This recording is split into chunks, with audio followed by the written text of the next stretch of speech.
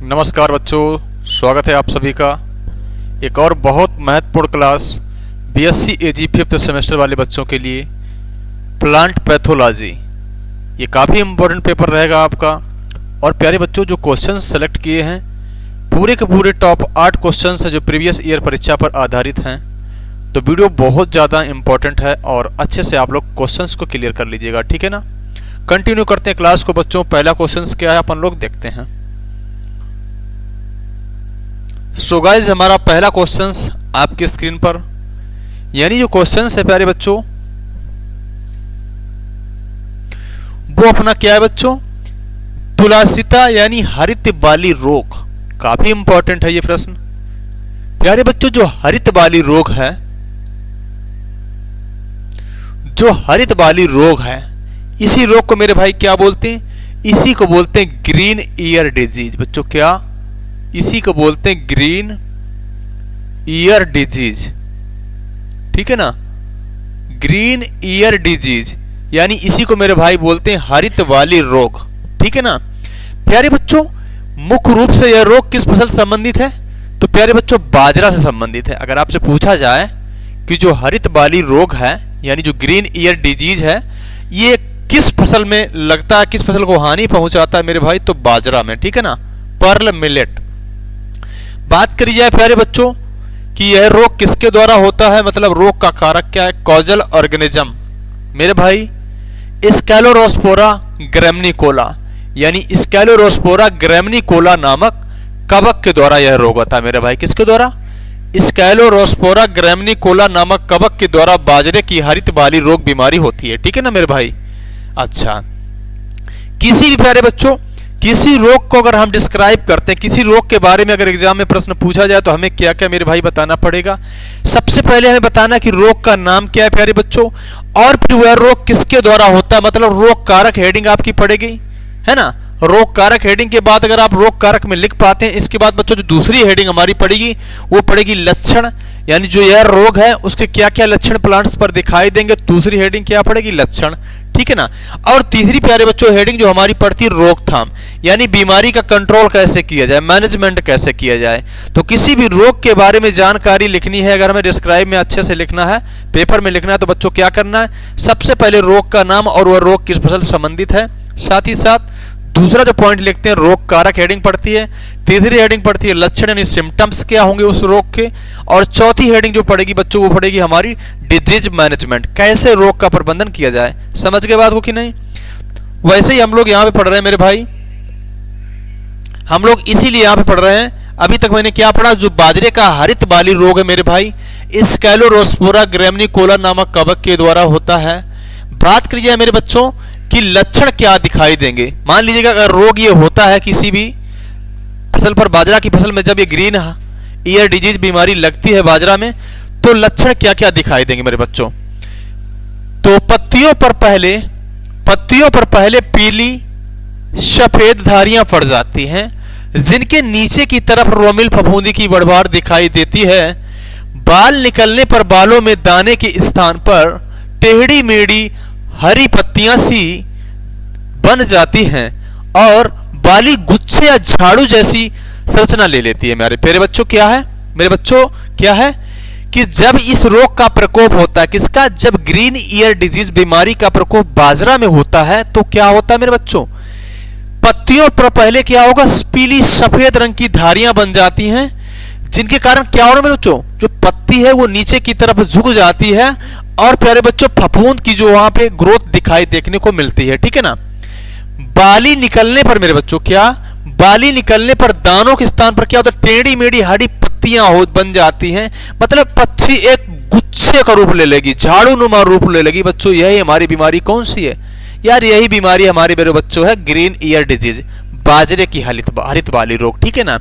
प्यारे बच्चों इसी रोग को जो है बाबा रोग के नाम से जाना जाता है।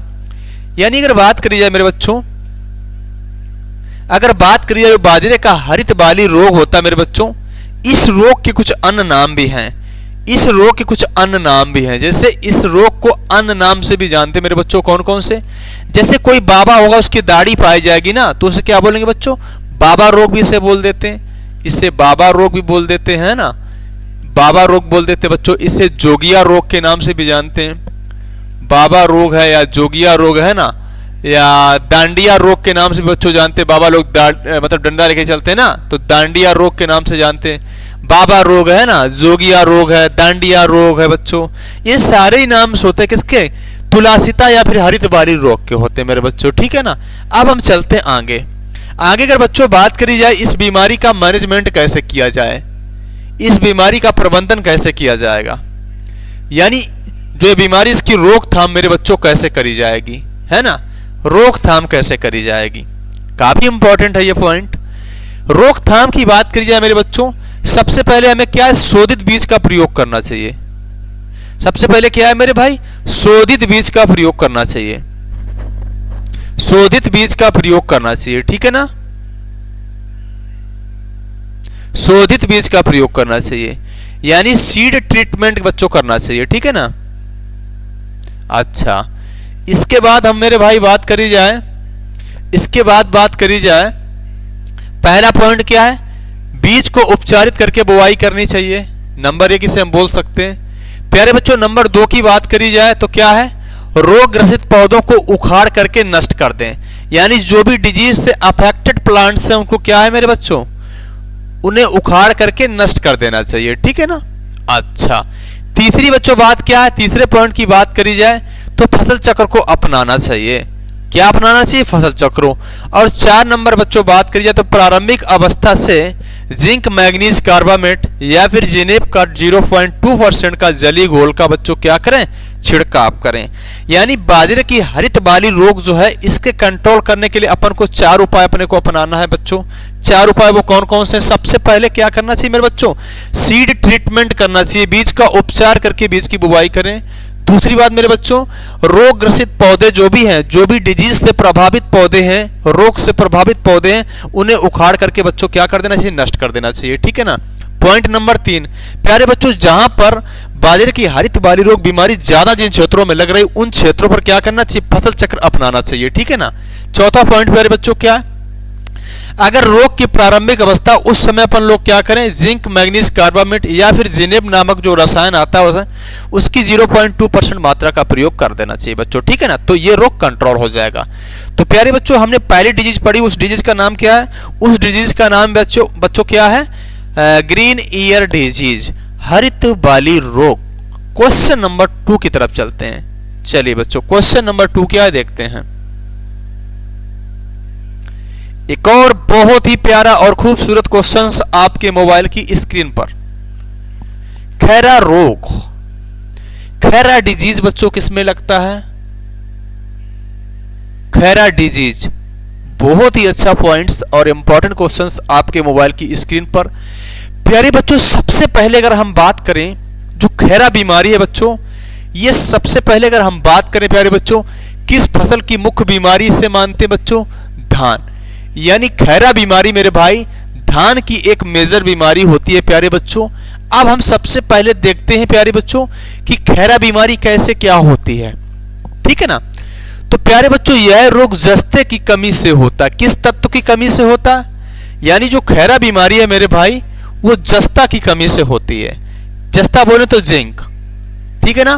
पत्तियों पर कत्थई रंग के क्या बड़े बच्चों, चकत्ते बन जाएंगे, यानी जिंक तत्व की कमी से पत्तियों पर जो है गहरे कत्थई रंग के चकत्ते पड़ जाते हैं मेरे बच्चों, तथा पौधे क्या होंगे, पौधे क्या छोटे रह जाते हैं, ठीक है ना। प्रभावित पौधों में बालियां बनती ही नहीं। काफी इंपॉर्टेंट पॉइंट है कि ऐसे प्लांट्स जो खैरा बीमारी से अफेक्टेड हैं उसमें मेरे बच्चों क्या है, उसमें जो यार बालियां ही नहीं बनती, बाली ही नहीं आती है उसमें। अगर बाली बन भी गई तो दाने कम लगेंगे। यानी बात करी जाए खैरा बीमारी जो है जिंक तत्व की कमी से होने वाली बीमारी है, और है ना जिंक तत्व की कमी से क्या होता है, बालियां नहीं बनती। अगर बालियां बन भी गई तो उनमें दाने बहुत कम होंगे। अब बच्चों हम अगर बात करें, खैरा रोग सबसे ज्यादा मेरे प्यारे बच्चों तराई क्षेत्रों में देखने को मिलता है। कहां पे देखने को मिलेगा, खैरा रोग सबसे ज्यादा बच्चों तराई क्षेत्रों में देखने को मिलेगा। कहां पे मेरे भाई, खैरा रोग सबसे ज्यादा तराई क्षेत्रों में देखने को मिलेगा, ठीक है ना। खैरा बीमारी सबसे ज्यादा कहां पे देखने को मिलेगी बच्चों, तराई क्षेत्रों में। जो तराई क्षेत्र होते हैं मेरे बच्चों वहां पे क्या होता है, जिंक तत्व की कमी पाई जाती है। आप कुछ पॉइंट आप देख लो जैसे बच्चों बात करिए खैरा रोग जिंक तत्व की कमी से होता है। किसकी कमी से? जिंक की कमी से होता है, ठीक है ना। और प्यारे बच्चों जिंक की कमी जो है तराई मृदा जो होती है, जो तराई मृदा होती है उसमें जिंक तत्व की क्या पाई जाती है मेरे बच्चों? कमी पाई जाती है। तराई मृदाओं में जिंक तत्व की कमी पाई जाती है और प्यारे बच्चों तराई मृदा में ही धान की खेती सबसे ज्यादा करी जाती है, ठीक है ना। तो ये बातें आपको समझना चाहिए। प्यारे बच्चों जिंक एकमात्र ऐसा तत्व है जिसकी कमी के लक्षण नई प्लस पुरानी यानी दोनों प्रकार की पत्तियों पर किसकी कमी के लक्षण दिखाई देते हैं? जिंक तत्व की। तो जिंक एकमात्र ऐसा तत्व है जिसकी कमी के लक्षण नई और पुरानी दोनों प्रकार की पत्तियों पर देखने को मिलते हैं। क्लियर पॉइंट बच्चों? क्लियर है। आज अब बच्चों हम बात करेंगे इस बीमारी की रोकथाम कैसे करी जाए, यानी जो खैरा बीमारी है मेरे बच्चों इसकी रोकथाम कैसे करी जाए, ठीक है ना। तो क्या करना चाहिए? जैसे ही रोग के लक्षण दिखें फसल पर 5 किलोग्राम जिंक सल्फेट और 2.5 किलोग्राम भुजा चूना, है ना, और 20 किलोग्राम यूरिया का प्यारे बच्चों जलीय घोल बना करके प्रति हेक्टेयर की दर से छिड़काव कर देना चाहिए। यानी सीधी सी बात है, अगर रोग के लक्षण दिखाई दें तो उस कंडीशन में बच्चों आपको क्या करना है? 5 किलोग्राम जिंक सल्फेट, ठीक है ना, और 2.5 किलोग्राम भुजा चूना या फिर 20 किलोग्राम यूरिया के जलीय घोल में आप घोल बनाकर के छिड़काव कर दे बच्चों। तो क्या होगा? खैरा बीमारी का कंट्रोल हो जाएगा। Clear point? क्लियर पॉइंट है बच्चों? यहां तक किसी को कोई परेशानी नहीं। ये भी काफी अच्छा प्रश्न है और एग्जाम में सीधे आपसे पूछा जाता है, ठीक है। बहुत अच्छे मेरे बच्चों, बहुत बढ़िया। अब हम बढ़ते हैं क्वेश्चन नंबर 3 की तरफ। क्वेश्चन नंबर 3 भी काफी इंपॉर्टेंट है प्यारे बच्चों, बहुत इंपॉर्टेंट क्वेश्चन है 3। काफी इंपॉर्टेंट क्वेश्चंस। ये प्रश्न भी मेरे बच्चों ऐसा प्रश्न है जो एग्जाम्स में हर बार लगभग पूछ लिया जाता है। टिक्का रोग हिंदी में बोलते हैं पत्र दाग और मूंगफली से संबंधित है। मेरे बच्चों बात करी जाए जो टिक्का बीमारी है ये किस फसल में लगने वाली मुख्य बीमारी है?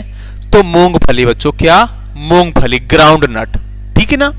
अच्छा एक्चुअली प्यारे बच्चों टिक्का क्या होता है? एक प्रकार की ब्लाइट होती है यानी झुलसा टाइप की होती है और टिक्का बीमारी 2 चरणों में लगती है। एक होता अगेती टिक्का, एक होता पछेती टिक्का मेरे बच्चों, ठीक है ना। जिस प्रकार आलू का अगेती झुलसा रोग और पछेती झुलसा रोग होता है, ठीक ऐसे ही टिक्का 2 टाइप्स का होता है, अगेती टिक्का रोग और पछेती टिक्का रोग। दोनों के रोग के कारक भी अलग अलग हैं। क्या है इसकी बेसिक जानकारी जानेंगे इस वीडियो में, ठीक है। अच्छा तो प्यारे बच्चों सबसे पहले बात करिए कि टिक्का रोग किसके द्वारा होता है, यानी जो मूंगफली का टिक्का रोग है वो किसके द्वारा होता है। तो प्यारे बच्चों इसके लिए 2 कवक जिम्मेदार हैं। इसके लिए 2 कवक जिम्मेदार हैं। एक है सर्कोस्पोरा पर्सोनेटा और दूसरा सर्कोस्पोरा एरेसिटिकोला मेरे बच्चों। इसके लिए 2 बहुत इंपॉर्टेंट हैं, 2 बहुत इंपॉर्टेंट है मेरे बच्चों। कौन कौन से इंपॉर्टेंट देख लेते हैं, ठीक है ना। सर्कोस्पोरा पर्सोनेटा और सर्कोस्पोरा एरेसिटिकोला, ठीक है ना मेरे बच्चों। बात करी जाए कि अगेती टिक्का किसके द्वारा होगा? अगेती टिक्का, जो अगेती टिक्का रोग है, जो अगेती टिक्का रोग है मेरे बच्चों, जो अगेती टिक्का रोग है वो किसके द्वारा होता है? सर्कोस्पोरा एरेसिटिकोला नामक बच्चों किसके द्वारा? कवक के द्वारा। ये क्या होते हैं? ये दोनों ही कवक होते हैं। सर्कोस्पोरा एरेसिटिकोला नामक कवक के द्वारा अगेती टिक्का रोग लगता है बच्चों किसमें? मूंगफली में। प्यारे बच्चों पा है, ये पा का मतलब कर लो आप पछेती, यानी अगर आपसे पूछा जाए कि पछेती टिक्का रोग किसके द्वारा होता है, पछेती टिक्का रोग, तो प्यारे बच्चों पछेती टिक्का रोग होता है सर्कोस्पोरा पर्सोनेटा नामक कवक के द्वारा। बच्चों ये क्या है? ये सब कवक होती हैं। तो टिक्का 2 टाइप से होता है, सर्कोस्पोरा पर्सोनेटा, सर्कोस्पोरा एरेसिटिकोला। ये टिक्का बीमारी के रोग कारक हैं। अगर हमसे बात करी जाए कि पछेती टिक्का रोग कौन सा है तो सर्कोस्पोरा पर्सोनेटा है। अगेती टिक्का की बात करी जाए तो सर्कोस्पोरा एरेसिटिकोला है। यहां तक किसी को बच्चे को परेशानी नहीं होगी बच्चों। अब यहीं पे हम पढ़ लेते हैं, कुछ आगे पॉइंट की तरफ बढ़ेंगे।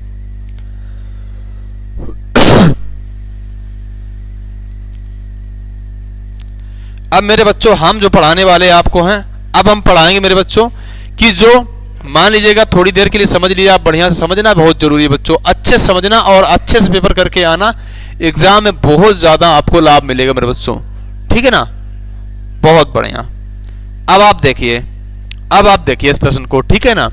बात करिए लक्षण क्या होंगे, कौन से सिम्टम्स आपको देखने को मिलेंगे अगर टिक्का बीमारी होती है मूंगफली में, ठीक है ना। तो पत्तियों पर हल्के या गहरे भूरे रंग के गोलाकार धब्बे बन जाते हैं जो प्रारंभ अथवा बाद में पीली आभा से घिरे होते हैं। धब्बों के अत्यधिक बनने तथा उनके आपस में मिलने से धब्बा बड़ा हो जाता है तथा बाद में पत्तियां झड़ जाती हैं। तने और शाखाओं पर भी गहरे भूरे धब्बे बनते हैं। समझ गए बच्चों? क्या होगा जब मान लीजिए टिक्का रोग लगता है तो जो मूंगफली के पौधे हैं उसमें क्या होता है, पत्तियों पर हल्के या फिर गहरे भूरे रंग के गोलाकार धब्बे बढ़ते हैं। जैसे ही प्यारे बच्चों क्या होते हैं, रोग की तीव्रता बढ़ती है, धब्बों का आकार बड़ा होने लगता है ना। अत्यधिक धब्बे बनने से बच्चों क्या होता है, पत्तियां भी झड़ जाती हैं, तने और शाखाएं जो होती उन पर भी गहरे भूरे रंग के धब्बे बन जाते हैं। तो ये बहुत खतरनाक बीमारी होती है मूंगफली की बच्चों, ठीक है ना। अब इस बीमारी को कंट्रोल कैसे किया जाए, यानी डिजीज मैनेजमेंट कैसे करा जाए बच्चों, तो क्या करना हमें क्या करना मेरे बच्चों, खड़ी फसल पर जिंक मैग्नीज कार्बामेट, यानी जब स्टैंडिंग क्रॉप है हमारी मूंगफली की क्रॉप खेत में खड़ी हुई है उस टाइम में क्या करना है, 2 किलोग्राम मेरे बच्चों मैग्नीज यानी जिंक मैग्नीज कार्बामेट का प्रयोग करना। अगर ये दवा मान लीजिए अवेलेबल नहीं तो उस कंडीशंस में आप कार्बेंडाजिम 0.1% या फिर ये भी दवा नहीं अवेलेबल है तो आप जिनेब 0.25% के जली घोल का बच्चों आप यूज कर सकते हैं। कुल मिला के 2 से 3 छिड़काव आपको करने हैं बच्चों 7 से 10 दिन के अंतराल पर। तो बहुत अच्छा ये बीमारी थी प्यारे बच्चों, इसको आप अच्छे से याद कर लेना क्योंकि ये एग्जाम्स में क्वेश्चंस हर बार लगभग पूछा जाता है। तो काफी इंपॉर्टेंट था ये क्वेश्चंस भी आप सभी के लिए मेरे बच्चों, इसलिए वीडियो ज्यादा इंपॉर्टेंट है। क्वेश्चन नंबर 4 की तरफ हम लोग मूव ऑन करते हैं और अगला प्रश्न आपके मोबाइल की स्क्रीन पर बहुत खूबसूरत और बहुत प्यारा क्वेश्चंस आपके सामने। प्यारे बच्चों अगर बात करी जाए कि कपास में एक बीमारी लगती है जिसका नाम है जीवाणु झुलसा, मेरे भाई क्या बैक्टीरियल ब्लाइट यानी जीवाणु झुलसा रोग की बात करी जाए किस क्रॉप से संबंधित है, तो प्यारे बच्चों कपास से संबंधित है। किससे है, कपास से संबंधित है। किससे, कपास से संबंधित होता है। प्यारे बच्चों ये रोग किसके द्वारा होता है, रोग का कारक क्या है ना, रोग का कारक क्या है। रोग के कारक की बात करी जाए मेरे भाई, ज़ैंथोमोनास कैम्पेस्ट्रिस वैरायटी जो है हमारी कौन सी, मालवी सेरम, क्योंकि जो कपास है मेरे बच्चों वो मालवेसी कुल को बिलोंग करता है, ठीक है ना। कपास किस कुल का पौधा है, तो ये कपास मालवेसी कुल को बिलोंग करता है, इसलिए जो यहाँ पे जो जीवाणु काम कर रहा है Xanthomonas campestris variety Malvi serum, ठीक है ना। ये हो गया रोग का कारक। अच्छा मान लीजिए टिक्का बीमारी लग जाती है, उस कंडीशंस में लक्षण क्या देखने को मिलेंगे, लक्षण यानी सिम्टम्स क्या देखने को मिलेंगे। इस बीमारी को कोड़ीय पड़ दाग एवं कृष्ण शाखा रोग कहते हैं, यानी जो बीमारी है इसको कोड़ीय पड़ दाग या फिर कृष्ण शाखा रोग के नाम से भी जानते हैं। इस बीमारी के लक्षण मेरे बच्चों क्या हैं, बाल पौधे पत्ती डंठल तथा गूलर सभी पर पाए जाते हैं, यानी जो कपास का बोल होगा, गूलर होगा, पत्तियां हैं चाहे पौधा का डंठल है, इन सभी पर जो है रोग के प्यारे बच्चों क्या है, जो लक्षण थे वो देखने को मिलेंगे, ठीक है ना। पत्तियों पर नसों के मध्य गहरे भूरे काले रंग के कोड़ी धब्बे बनते हैं जो उग्र अवस्था में पत्तियों को झुलसा देते हैं तथा उपज में कमी आ जाती है।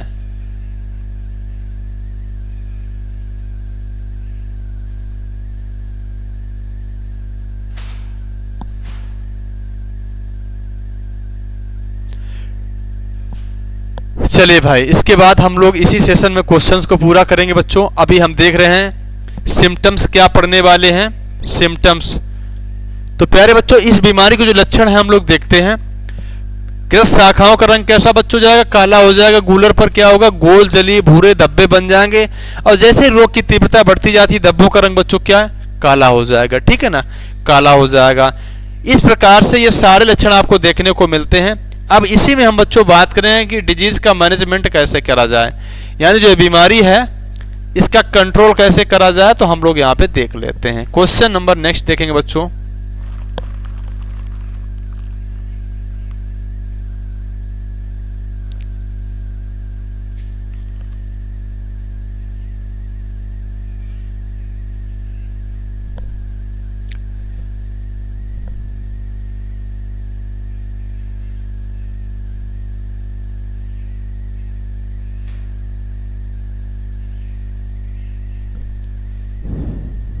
चलिए बच्चों ठीक है ना। अब हमारे पास में जो क्वेश्चंस आ गया कि नया क्वेश्चंस है, ये भी काफी इंपॉर्टेंट है। प्रीवियस ईयर में आए हुए सारे क्वेश्चंस हैं मेरे बच्चों। ये जो क्वेश्चंस है, ये प्रश्न है कि लिटिल लीफ बीमारी का कारण क्या है। लिटिल लीफ बीमारी किस फसल से संबंधित है, कैसे बीमारी लगती है और पौधे पर क्या लक्षण देखने को मिलते हैं। अगर बीमारी हमारे मान लीजिए क्रॉप में लग जाती है प्यारे बच्चों, तो उसका प्रबंधन कैसे करें, ठीक है ना। तो लिटिल लीफ बीमारी की मेरे बच्चों बात करी जाए तो बैंगन की यह मुख्य बीमारी होती है। किसकी है मेरे बच्चों, बैंगन की मुख्य बीमारी होती है, ठीक है ना। जो लिटिल लीफ है बैंगन की मुख्य बीमारी होती है मेरे बच्चों। रोग के कारक की बात करी जाए तो माइकोप्लाज्मा इसका रोग का कारक माना जाता है बच्चों। क्या, माइकोप्लाज्मा। बैंगन का छोटी पत्ती रोग प्यारे बच्चों जो है माइकोप्लाज्मा या फिर जिंक की कमी से भी होता है। माइकोप्लाज्मा या फिर जिंक की कमी से देखने को मिलता है। कौन सा, छोटी पत्ती रोग। यानी इस बीमारी में प्यारे बच्चों क्या होगा, जो बैंगन की पत्तियां जो लीव्स हैं बहुत छोटी छोटी देखने को मिलती हैं, ठीक है ना।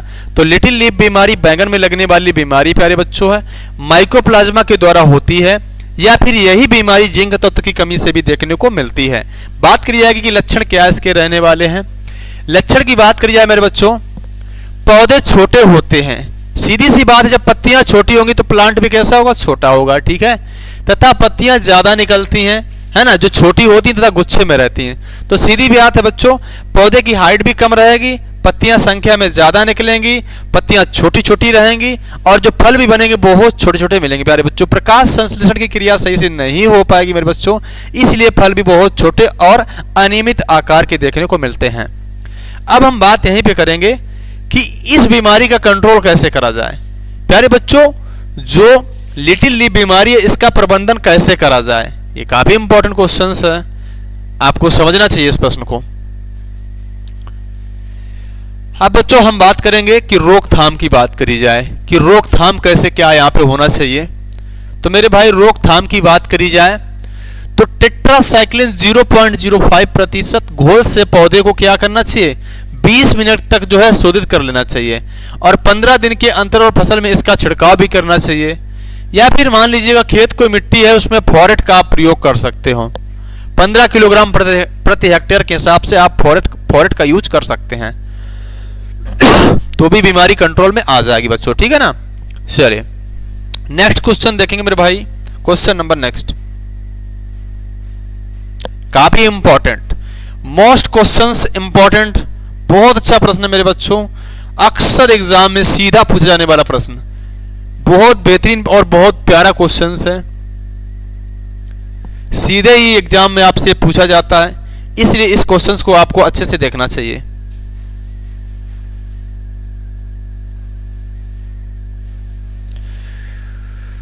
प्यारे बच्चों अगला क्वेश्चन है, ये काफी इंपॉर्टेंट है। चलिए हम लोग देखते हैं, बात करी जाए कि डैंपिंग ऑफ। डैंपिंग ऑफ प्यारे बच्चों ऐसी फसलें जिनकी नर्सरी तैयार की जाती है और फिर उनकी रोपाई की जाती है, यानी नर्सरी अवस्था में लगने वाला मुख्य रोग है वो कौन सा प्यारे बच्चों, वो हमारा डैंपिंग ऑफ। नर्सरी अवस्था में लगने वाला मुख्य रोग, नर्सरी अवस्था में लगने वाला मुख्य रोग बच्चों कौन सा है, डैंपिंग ऑफ। प्यारे बच्चों यह रोग जो है पिथियम एफेनिडर्मेटम नामक फफूंद यानी कवक के द्वारा होता है। प्यारे बच्चों किसके द्वारा, जो यह रोग है पिथियम एफेनिडर्मेटम नामक कवक के द्वारा होता है बच्चों। कौन सा रोग, डैंपिंग ऑफ। डैंपिंग ऑफ जो है नर्सरी अवस्था में लगने वाली मुख्य बीमारी होती है। ऐसी क्रॉप्स जिनकी नर्सरी तैयार की जाती और फिर उनकी रोपाई की जाती प्यारे बच्चों, उनमें यह डिजीज कॉमन है और यह डिजीज जो है पिथियम एफेनिडर्मेटम नामक कवक के द्वारा होता है। अब हम बात करेंगे लक्षण की। प्यारे बच्चों अगर सिम्टम्स की बात करी जाए, अगर लक्षण की बात करी जाए तो अंकुरण के पूर्व या बाद में जमीन की समीप तना सड़ने के कारण पौधे एकाएक गिर जाते हैं। प्यारे बच्चों मान लीजिएगा ये कोई पौधा है ना, यहां से सड़न पैदा हो जाएगी और पौधा क्या प्यारे बच्चों गिर जाएगा, सड़न हो जाएगी इसके कारण, ठीक है ना। रोकथाम कैसे करी जाए मेरे भाई, कंट्रोल बीमारी को कैसे करा जाए, तो सबसे पहले जहां पे नर्सरी तैयार करते प्यारे बच्चों बीज को उपचारित कर लेना चाहिए, ठीक है ना। पौधशाला अथवा नर्सरी की मिट्टी को थायरम या फिर कार्बेंडाजिम कि चूड़ से प्यारे बच्चों क्या करना चाहिए, उपचारित कर लेना चाहिए। जहां पर ऐसा स्थान जहां पे आप नर्सरी को तैयार कर रहे हैं प्यारे बच्चों, वहां पर बीज को उपचारित करके आपको बोना चाहिए, ठीक है ना। तो पौधशाला अथवा नर्सरी की मिट्टी को थारम या कार्बनडाजिम से बच्चों क्या उपचारित करके बोना चाहिए। दूसरा पॉइंट है यहाँ पे, ठीक है ना। और यह बीमारी प्यारे बच्चों किन की नर्सरी में देखने को मिलती है, चाहे आप टमाटर की नर्सरी तैयार कर रहे हो, चाहे आप मिर्च की नर्सरी तैयार कर रहे हो, चाहे आप बैंगन की नर्सरी तैयार कर रहे हो, चाहे आप पपीता की नर्सरी तैयार कर रहे हो, उन सब में यह बीमारी देखने को मिलती है। यानी पपीता, मिर्च, टमाटर, बैंगन, है ना, इन सभी में यह बीमारी देखने को मिलती, क्योंकि इन सभी की नर्सरी तैयार की जाती है। चलिए बच्चों क्वेश्चन नंबर नेक्स्ट देखेंगे अपन लोग। एक से बढ़ के एक, कहने का मतलब जो आज के वीडियो में जो हमने क्वेश्चन सेलेक्ट किए हैं प्यारे बच्चों, एक से बढ़ के एक और बहुत जबरदस्त क्वेश्चंस हैं। अगला क्वेश्चन से ओकरा यानी भिंडी से है। भिंडी की प्यारे बच्चों एक बहुत अच्छी बीमारी जिसका नाम क्या है, जिसका नाम है मेरे बच्चों पीला चित्रवर्ण रोग, यानी प्यारे बच्चों येलो बेन मोज़ेक वायरस। यहाँ पे पूरा नाम नहीं लिया गया है, कभी कभी इसको इस नाम से देखने को मिलता है, yellow Ben mosaic, yellow Ben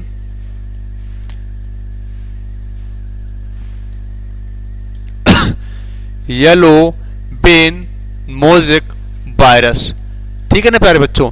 भिंडी की यानी ओकरा की एक बीमारी है पीला चित्रवर्ण रोग, इसी को प्यारे बच्चों बोलते हैं, इसी को हम लोग बोल सकते हैं पीला सिरा मोज़ेक। क्या मेरे भाई, इसी बीमारी को पीला सिरा मोज़ेक के नाम से भी जानते हैं, ठीक है ना, पीला सिरा मोज़ेक के नाम से जानते हैं। यह बीमारी मेरे भाई वायरस के द्वारा होती, किसके द्वारा, वायरस के द्वारा होती है। और जो कीट फैलाता वाहक कीट है बच्चों वो कौन सा है, सफेद मक्खी, यानी सफेद मक्खी इस कीट का ट्रांसफर करती है, सफेद मक्खी, ठीक है ना। आप समझ लो एक बार अच्छे से, जो भिंडी की बीमारी है ओकरा मेरे बच्चों, इसी बीमारी को बोलते हैं येलो बेन मोज़ेक, जो कि वायरस के द्वारा होती है ना। और मेरे भाई क्या है कि यह बीमारी, जो भी बीमारियां वायरस के द्वारा होती हैं उनमें क्या होता है, वो बीमारी स्वयं अटैक नहीं कर पाती, उन बीमारी को फैलाने के लिए किसी कीट का होना जरूरी है। यानी जो भी वायरस जनित बीमारी है, खास तौर पर ओकरा में जो लग रही है पीला सिरा मोज़ेक, इस बीमारी को फैलाने का कार्य सफेद मक्खी करती है। कौन सी मेरे बच्चों, सफेद मक्खी, ठीक है ना। तो रोग का कारक क्या है, विषाणु है, ठीक है ना।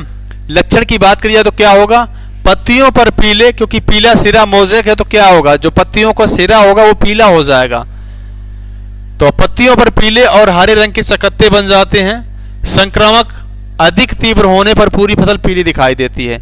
यानी शुरुआत में जब लक्षण दिखाई देते हैं तो कुछ पत्तियां पीली देखने को मिलेंगी, लेकिन जब रोग की तीव्रता ज्यादा हो जाती है, ज्यादा बड़ी मात्रा में रोग फैल जाता है, उस कंडीशन में मेरे बच्चों क्या, पूरा खेत में जो भी पौधे होंगे सारे के सारे लगभग पीले दिखाई पड़ने लगते हैं, ठीक है ना। ग्रीष्मकालीन भिंडी में रोग बहुत कम लगता है प्यारे बच्चों, तो ये काफी अच्छी बात है। जो ग्रीष्मकालीन भिंडी में अगर आप फसल लेना चाह रहे हो तो प्यारे बच्चों क्या होगा, तब यह बीमारी कम देखने को मिलेगी। यानी वर्षाकालीन भिंडी में बीमारी ज्यादा देखने को मिलती है। जो पीला सिरा मोज़ेक बीमारी है, ये वर्षाकालीन जब भिंडी की क्रॉप हम लेते हैं उस समय ये ज्यादा देखने को मिलती है। अगर गर्मी में खेती कर रहे हैं तो फिर ऐसी कोई समस्या नहीं है, ठीक है। चलिए अब बच्चों हम बात करेंगे कि बीमारी की रोकथाम कैसे करी जाए। मान लीजिए अगर बीमारी लग जाती है, उस कंडीशन में इस बीमारी की रोकथाम कैसे करी जाएगी, इन समस्त बिंदुओं पर चर्चा करेंगे।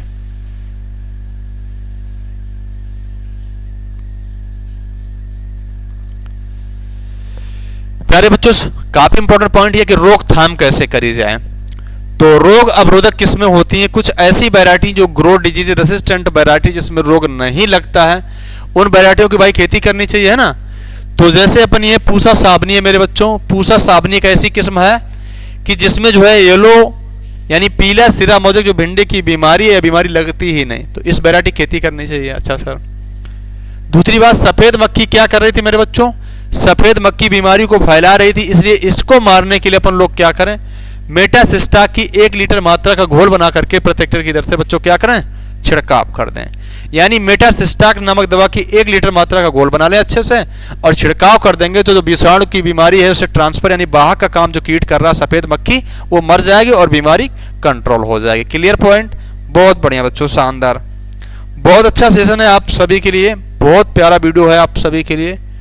चलिए बेटा क्वेश्चन नंबर नेक्स्ट देखेंगे अपन लोग, देखते हैं क्वेश्चन नंबर नेक्स्ट। सारे ही क्वेश्चंस प्रीवियस ईयर में आए हुए थे, इसलिए आपको स्किप नहीं करना है। और आज की वीडियो लेक्चर का ये लास्ट क्वेश्चन, बात करी जाए ये जो बीमारी है, बीमारी का नाम प्यारे बच्चों है, इंग्लिश में इसे बोलते हैं white blister of crucifer. White blister of crucifers, यानी क्रूसीफेरी कुल में लगने वाला यह एक रोग है। हिंदी में बोलते हैं बच्चों इसे सफेद फफोला रोग।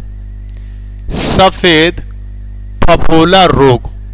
प्यारे बच्चों, सफेद फफोला रोग की बात करी जाए, यह राई और सरसों में लगने वाला मुख्य रोग होता है। प्यारे बच्चों, किसमें लगने वाला रोग है?